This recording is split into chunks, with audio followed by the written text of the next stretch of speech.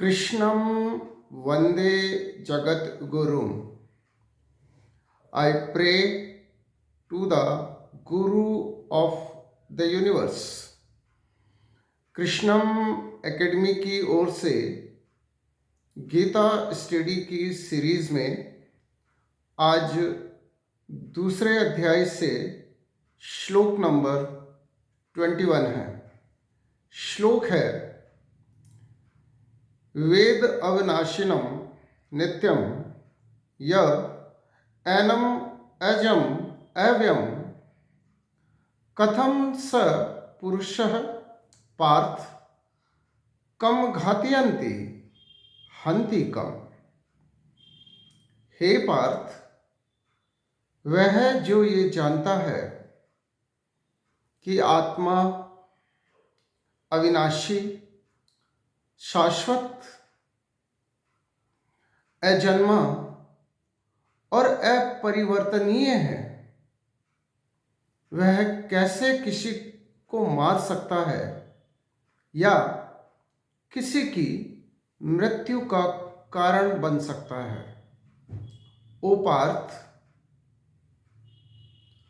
How can one who knows the soul to be imperishable, eternal, unborn, immutable, can kill anyone or cause anyone kill। इस श्लोक के माध्यम से भगवान श्री कृष्ण अर्जुन को और अर्जुन के माध्यम से हम सबको ये समझाने का प्रयास कर रहे हैं कि हम अपने जीवन में स्वयं को कर्ता समझने की भूल ना करें।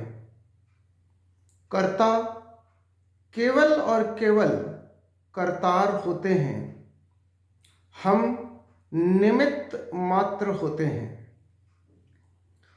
और किसी भी कार्य को करने के लिए हम निमित्त होते हैं, उस कार्य के पूर्ण होने के या उस कार्य को करने के कर्ता नहीं होते हैं। और हम अपने जीवन में यही सबसे बड़ी भूल करते हैं कि हम स्वयं को कर्ता मानने लगते हैं। और जब हम कर्ता मानते हैं तो अगर कार्य अच्छा हो तो हम अहम भाव के शिकार हो जाते हैं, और यदि कार्य बुरा हो तो हम ग्लानि के शिकार हो जाते हैं। बहुत सुंदर श्लोक है और बहुत सुंदर संदेश है। हम यदि इसे समझ लें तो हम जीवन की भूल भुलैया में अपने लिए मार्ग खोज लेंगे। अर्जुन इसलिए दुखी है, अर्जुन इसलिए हताश, निराश और परेशान है क्योंकि उसे ये लगता है कि वह सामने खड़े लोगों को मारेगा या उनकी मृत्यु का कारण बनेगा। भगवान इस श्लोक में समझा रहे हैं कि कम घातयन्ति हन्ति कम। यदि आत्मा अविनाशी, अजन्मा और अपरिवर्तनीय है तो फिर कैसे कोई किसी को मार सकता है।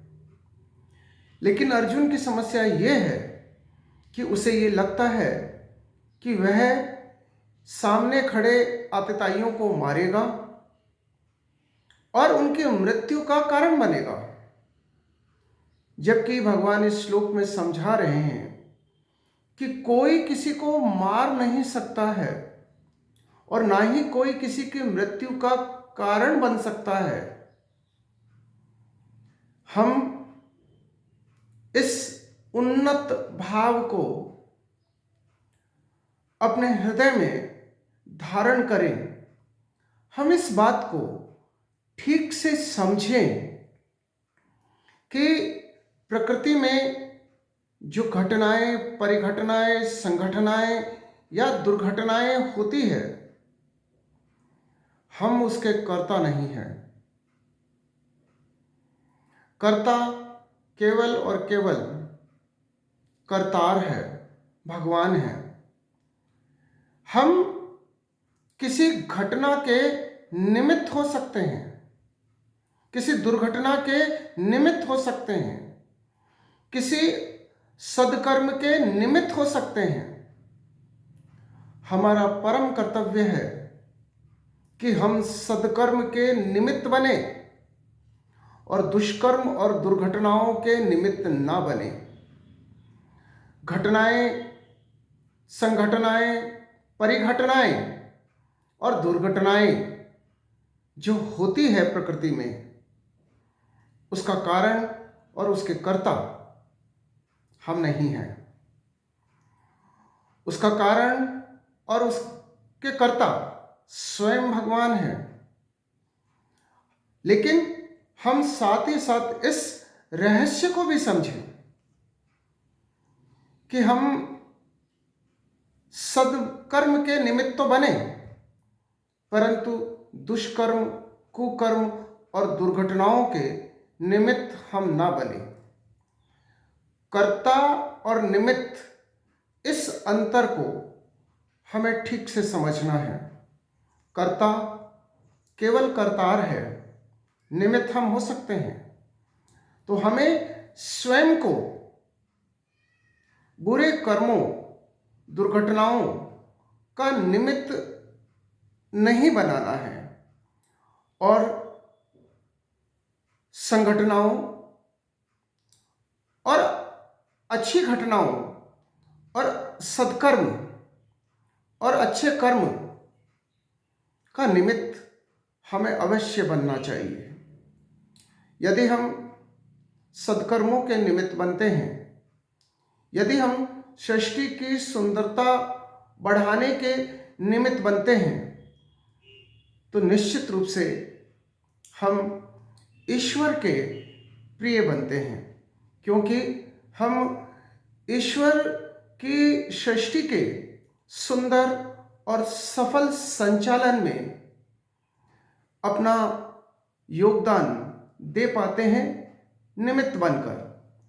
तो हमें सृष्टि के सफल संचालन और सृष्टि की सुंदरता बढ़ाने में स्वयं को निमित्त बनाना चाहिए और अपने नियत कर्तव्यों का श्रद्धापूर्वक, कर्मठता के साथ पालन करना चाहिए। और हम इस श्लोक के माध्यम से ये समझ लें कि हम किसी भी कार्य के कर्ता नहीं हैं, किसी भी कार्य के निमित्त हैं। और यदि हम कर्ता नहीं हैं तो उसके परिणाम से हमें दूषित होने की आवश्यकता भी नहीं है। हमें अहंकार और ग्लानि दोनों से मुक्त होने की आवश्यकता है। जय श्री कृष्ण।